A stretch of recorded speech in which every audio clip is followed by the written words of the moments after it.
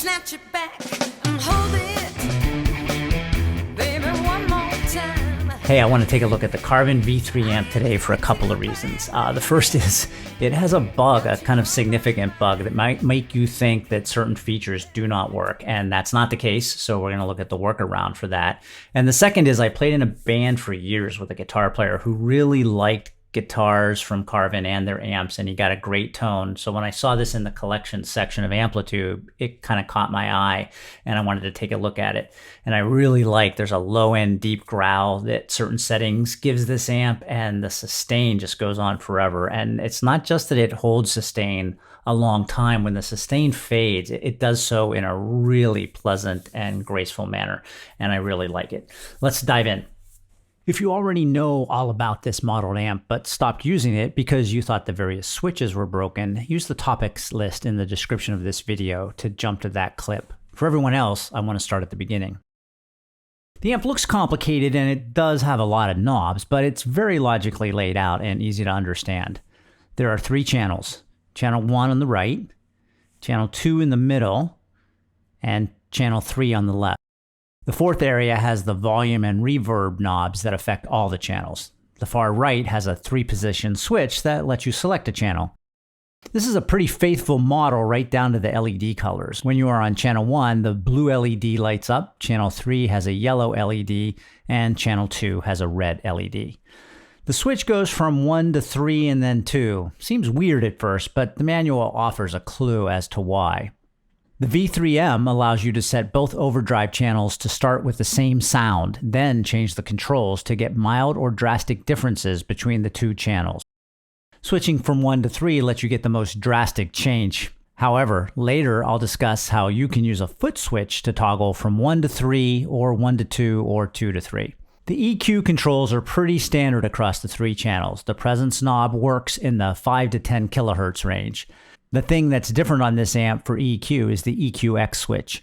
When it's up, you are in the standard EQ width, and when it's down, the treble and bass controls affect a wider frequency range for 2 of the 3 channels. The manual does suggest starting with the EQ in the mid-5 position, but also warns that 5 across the board is not normalized, meaning it's not a flat frequency response. They don't disclose what is flat. Their advice is to set them where they sound the best. Gee, thanks. Since channels 1 and 2 are largely the same, I can talk about the drive and drive mode switch for both of those channels together. And I'm back to quoting the manual. For mild tube saturation, set the drive control below 4. For more harmonics and dynamic playing, set the control between 4 and 6. For full-blown overdrive, set the control between 6 and 10. When going for full-blown overdrive, the recommendation is to set the volume knob on 10. You only live once. The drive mode switch has 3 settings. Up is intense, and this will offer the most gain and sustain. The middle position is classic, think classic rock, with an emphasis on overdrive and harmonics. The bottom position is thick, and I find this position particularly fun on certain leads, as there is a lot of bottom end and it is rich and full. Thick indeed. Over to channel 3, the clean channel. For the cleanest sounds, keep the drive knob below 5. Turning up above this level, though, does break up the amp in a very pleasant way. The drive mode here has a bright setting in the up position, and it's true to its name. The manual recommends this for funk, country, and blues. The classic setting in the middle is still clean, but with higher drive settings, you'll add harmonics and compression. Finally, the soak setting on the bottom is recommended for aggressive blues and rock rhythm. The EQX switch in this channel will widen the frequency range for the bass, mids, and treble. If you've been experimenting with channel 1 and 3 and trying to verify what I said about the EQX and drive modes, you're thinking, Uncle Todd, you're as batty as a major league dugout. I was noodling about with this amp and I couldn't hear any effect from the EQX or drive switches in those 2 channels. Then I accidentally discovered they are wired in reverse. The switches in the channel 3 area affect channel 1, and the switches in channel 1 affect channel 3. Channel 2 operates as you would expect. If someday they fix this, future folks will think I'm a loon. For now, remember this and notice that when I load the presets, I have made the settings with this old switcheroo in mind. Before I get to the presets though, I know you're dying to know what that green LED labeled boost is all about. To explain that, I need to lift this 19-pound head up and turn it around. And there's the answer, a boost, switch, and level knob. Now with AmpliTube, it doesn't cost us any extra to throw a boost pedal in there, but this would be really handy in real life. The boost level knob goes from 0 to 10, and it adds from 0 to 6 dB to the signal. Also back here are controls for the LEDs. I love that they modeled this feature of the real amp. You can turn them on and off and toggle between red and blue. There's also a power mode switch for toggling among 50 watts, 22 watts, and 7 watts. In the model, the lower wattages sound louder to me. I've just been leaving this at the 50 watt setting. Back to the front. Speaking of presets, Carvin was nice enough to provide 2 sets for each channel, so we have 6 sounds we can run through. Let me load up the first set. Let's start with channel 3, which they named Super Clean. Despite what you see, the EQX is over there in channel 1 and is in the up position, and the drive mode is bright.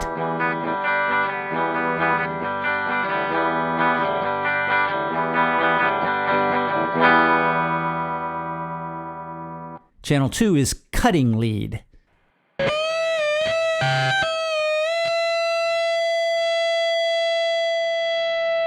Channel 1 is modern heavy, and again, the EQX is down and the drive mode is thick. You have to be looking at channel 3.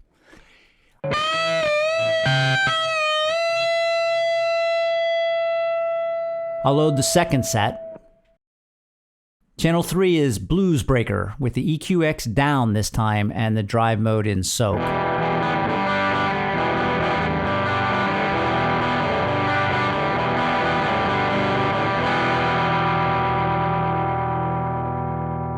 Channel 2 is Classic Rock Rhythm.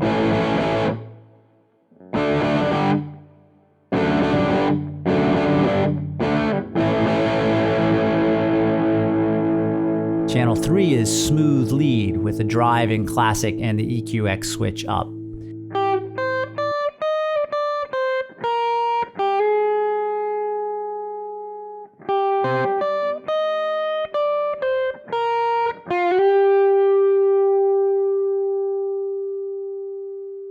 If you have a nice pair of monitors or headphones with good bottom end response, give this amp a try. If I had to buy a physical amp, I think this would be near the top of my list. Retail price on this amp was in that $500 and $600 range rather than the $5,000 and $6,000 range. If, like me, you have a limited number of toggle pedal switches, remember you can assign more than one effect to a switch or even use an expression pedal to control switches. In this case, I set up a foot switch to both switch from channel 3 to channel 2 and turn on boost when going to channel 2. When you are in the control change for a preset, a min value of 0 to 49% will toggle to channel 3 when the switch is off. A max value of 50 to 99% will make the toggle only go to channel 2. If you set the max value to 100, you will switch to channel 1.